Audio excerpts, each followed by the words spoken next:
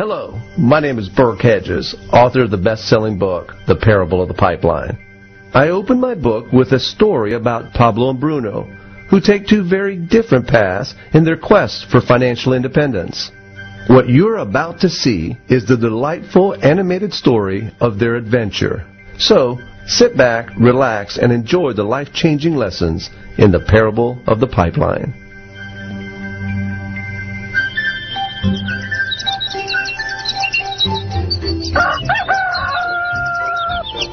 Far away, in a small village, near a beautiful valley, lived two friends, Pablo and Bruno. They were both young and dreamed of a better life for themselves. They'd often discussed their dreams about how they would become the most successful men in the village. They weren't afraid of hard work, and they searched for opportunities to help realize their goals and achieve their dreams. One day, an opportunity presented itself.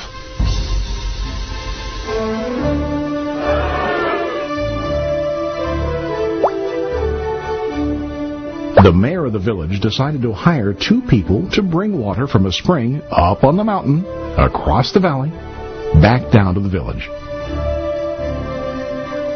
They were to be paid based on the amount of water delivered to the village. Bruno and Pablo enthusiastically got to work. Every day, from morning till evening, they carried buckets to and from the spring. They worked hard, carrying water to the village. In the evening, they'd return home with their day's wages.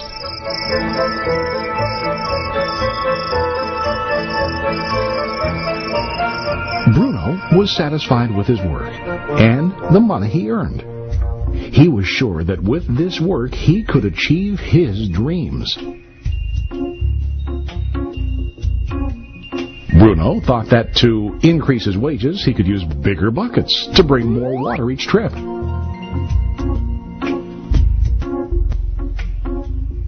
He believed with a larger income, he would soon be able to buy a cow and the house that he dreamed about.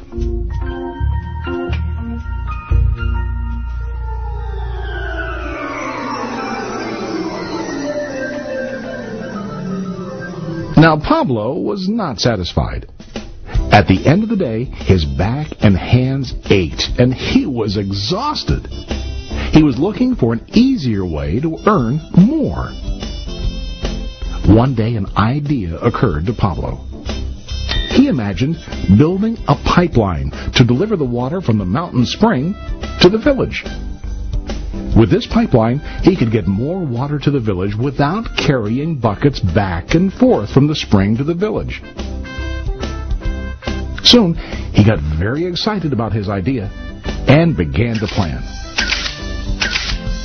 Pablo, of course, shared his idea with his friend Bruno and asked him to join with him to work on and help build the pipeline. Bruno thought the idea was crazy. All Bruno could think about was what his money could buy today and how to get it quicker. He felt that building a pipeline would slow him down and delay him in achieving his goals.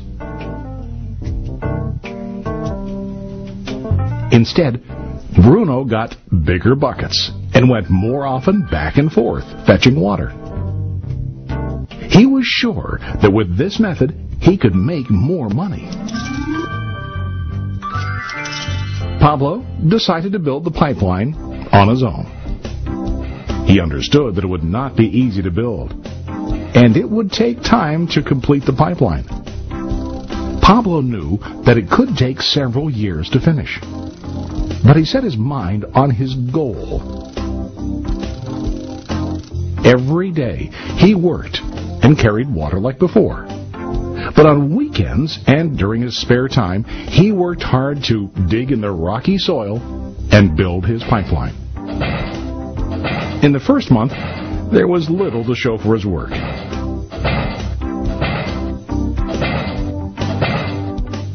Bruno and the villagers laughed and teased him. They called him Pablo the Pipeline Man.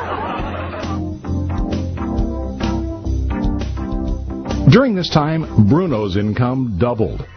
He already bought a cow and a bigger house. His lifestyle changed.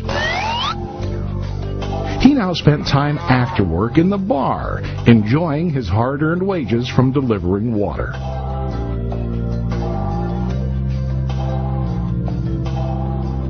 What Bruno didn't realize was that his body was starting to stoop from carrying the heavy buckets every day.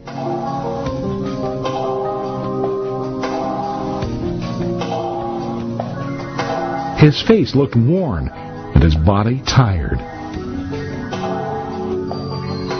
Soon, he began to carry less and less water due to the wear and tear on his body.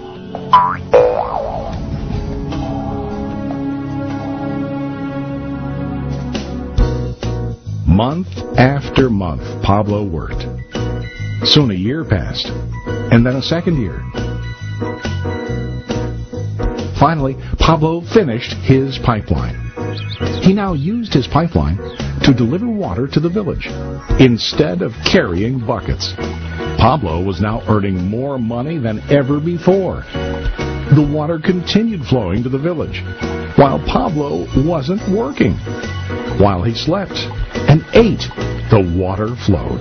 Pablo was happy and proud of his insight, persistence, and hard work. Now his income flowed as long as the water flowed through his pipeline.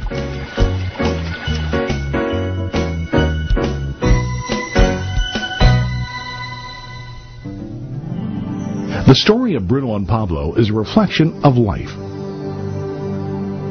Their jobs symbolize what most people do to earn money. Bruno gets his money using buckets. He goes back and forth, carrying his buckets from the spring to the village in exchange for money. To increase his income, he either has to go more frequently to the spring or to use larger buckets. It's common in real life to increase our income by working harder. For example, working overtime or getting a second job. We also increase the size of our buckets by accepting a higher paying position, which often includes spending more time on the job. Most of us exchange time for money like Bruno. We know that every person has only 24 hours in the day and that it's not possible to use all our time to work. The most difficult time comes when we can no longer exchange time for money due to age, health, or other reasons. Then, our income stops. Now let's review what Pablo did. Very wisely, Pablo did not exchange all of his time for a limited income, but he used some of his time to build a pipeline. He knew that the pipeline would bring ongoing income as long as the water flowed. An ongoing income that multiplied the time he worked each day. Pablo knew that someday, maybe because of age or health, he would no longer be able to exchange his available time for money. Pablo knew that if he could make his idea of a pipeline work, then he only has to do the hard work of building the pipeline. After the pipeline was completed, Pablo was able to monitor and maintain the flow of water to ensure that his income will continue. Pablo has shown us that to earn an income, we don't always have to directly exchange time for money. There really are better ways. How about you?